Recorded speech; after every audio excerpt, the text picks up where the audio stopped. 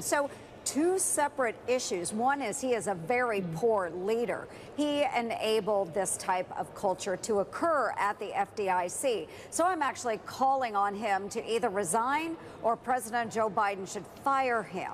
But second is the act that I have drawn up with my colleague, Senator Kirsten Gillibrand of New York, that would stop taxpayer-funded pensions going to those that are convicted of sexual harassment. So two separate items, but man, they come together in a nexus at the FDIC, because we have seen those that exist within the FDIC pushing sexual harassment, unwanted sexual contact, illicit photos texted to females within the FDIC. So I think there is a lot to uncover here. We saw that independent report, over 340 pages of horrible, horrible frat boy type behavior happening at the FDIC.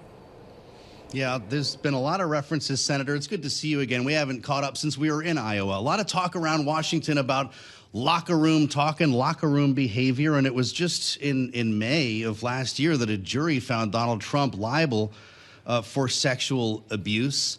If your bill became law, would that remove his pension? Well, it's quite possible, but what we're focused on is those that are out there, those that have been convicted of that, and then, yes, they would have their pensions stripped away. It's a behavior that has to stop. So we see this in the FDIC. We see these federal employees that are really suffering. And again, I want to go back to the FDIC chairman and how he allowed this behavior to continue.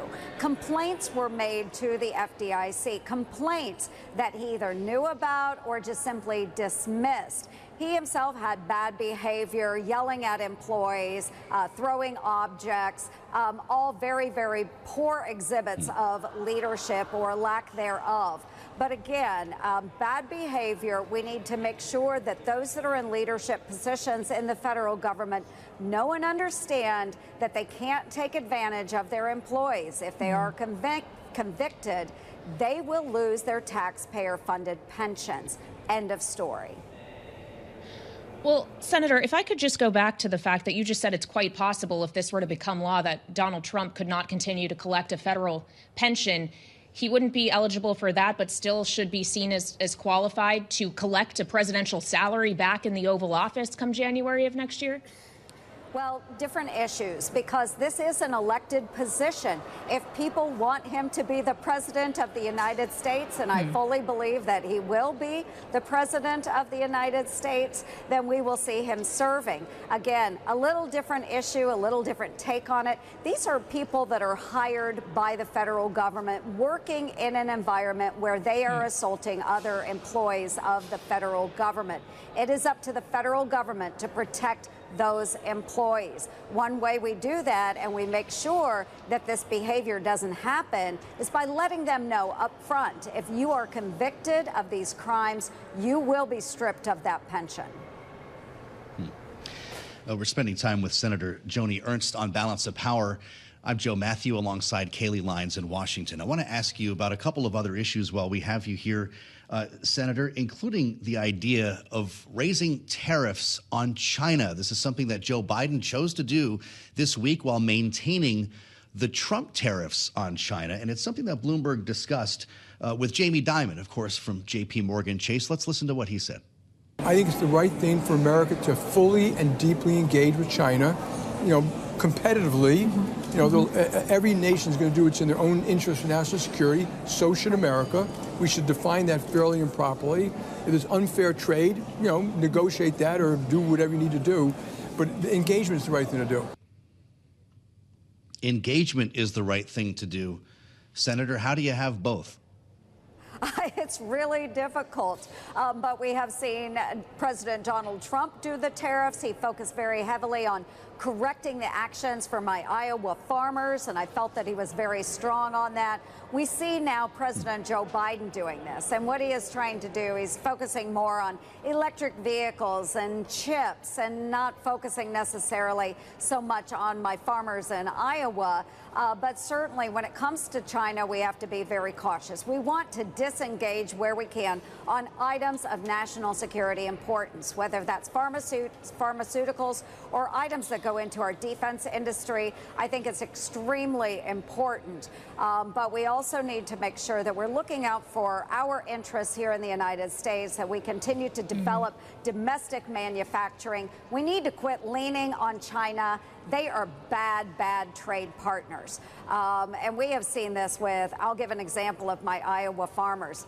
China will negotiate on some soybeans coming from the state of Iowa. Those soybeans are shipped by our Iowa farmers. They're heading over the Pacific Ocean.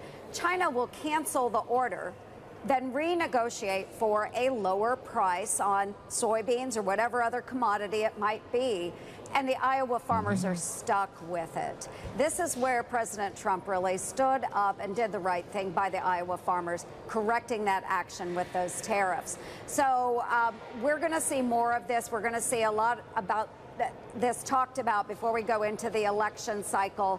I wish that we would see more engagement pushing back on China, whether it's President Trump, whether it is President Joe Biden. Well, Senator, as you talk about the farmers in your state of Iowa, are you not concerned that if this is pushed too far, these tariffs go too far, that they could fall victim to retaliation from China? Yes, this is one thing that was brought up again when President Trump was in the Oval Office.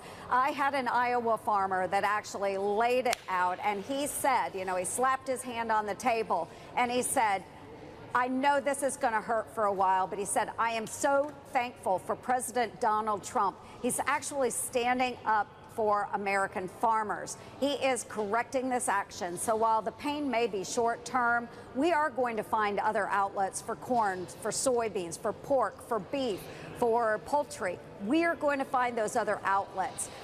America can produce. China needs it more than America needs China consuming it. Senator, I'm getting the hook here, but I just have to ask you quickly in our last couple of seconds, are we going to get a new farm bill this year? You keep referring to my farmers, or will they extend the one in place? Yes.